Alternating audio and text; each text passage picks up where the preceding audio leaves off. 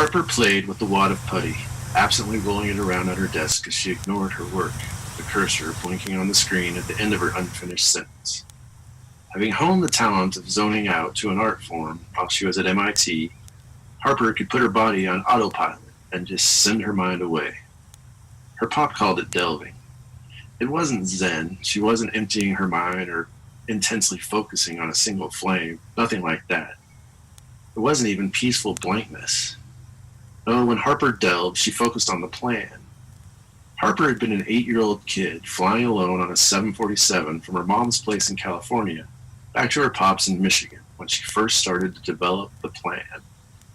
It was late evening, just before the inky black of night. Harper could still make out the dark purple blue of a day that didn't want to let go as she looked out the plane's window to the horizon. It had been cloudy. Her California trip had gone 2 days longer than it should have, in her opinion, and she was ready to be home in Michigan with her pop. The flight attendant had had a warm, friendly smile and had given Harper an extra bag of peanuts. She was just about to fall asleep when the murmuring started. All around Harper, other passengers were talking amongst themselves and looking out the windows of the plane into the night sky. Some pointed, others laughed nervously. One young boy got frantic and had to be shushed by an old man he was traveling with, all due to something outside of the plane. Harper looked out of her window. A light shone from inside of the clouds, rotating in amber, green, and white like a confused lighthouse, as it matched speed with the jet. It was the most beautiful thing Harper had ever seen. She felt no fear as she watched it speed up and slow down out in the night. For 10 whole minutes, that light followed Harper's 747. Then, as suddenly as it had appeared, the light shot straight up and disappeared. It was right then that Harper slipped into herself, delving into the quiet of her mind, and began the initial stage of what had become the plan. She had told her pop about the lights, of course. It was too fantastic of an event not to. He had shared in her enthusiasm when he heard the tale, and the two of them had visited the library the next day to research anything they could find out about lights in the sky and UFOs. The path to every answer has its start in a book somewhere, her pop had told her. Reading tunes your mind, opens it, enables you to take whatever you're feeling and focus it into ideas, into thoughts that could let you make sense of things. But Harper didn't tell him about the plan.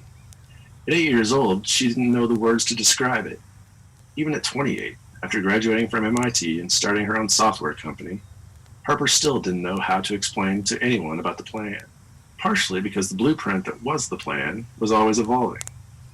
It began with amber, green, and white. That was the template. But then, when Harper went to the library with her pop, it changed. The feeling that came from learning beside her father was added to the colors, and joy became part of the plan. As she aged, the plan gained depth, substance even, but it was ever incomplete. Like trying to put together a jigsaw puzzle with no picture to go by, using pieces you only discovered throughout the day-to-day living of life. Each time Harper found a potential new piece, she would delve, go to her quiet place, the one that belonged entirely to the plan, and try and place it there. The first time she'd had sex, a mathematical formula that is Chopin's Nocturne in C-sharp minor, the technology involved in an iPad's touchscreen, the nervous system of an arthropod. All of these things and so much more made up the plan's structure. Nonsensical arrangements when displayed out in words, but poetry in the context and confines of Harper's delving place. An insular notion desperately wishing to dwell with stars. Today Harper was delving after having learned a new word, Bagicha, Hindi for garden.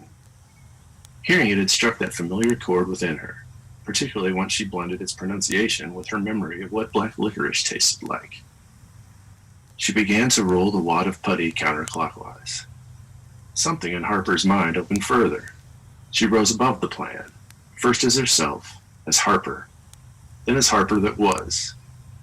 She stretched, simultaneously rising higher and falling lower, while her sense of self merely expanded, realizing with equal clarity all that is Harper, as Harper pertained to the wad of putty, pertained to the IKEA desk, pertained to the building's electrical system, to Detroit, to steel, soil, rock, magma, satellite, nebula, Hydrogen. Fission. 19347204760329475. Harper? A voice said. Harper, are you okay? Harper blinked her eyes a few times and moved her head from side to side before looking at her head researcher. Yeah, I'm good. What's up? You looked, I don't know, elsewhere. He made his way over from the door to Harper's office to look more closely at her.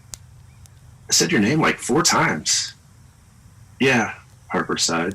I had something on my mind.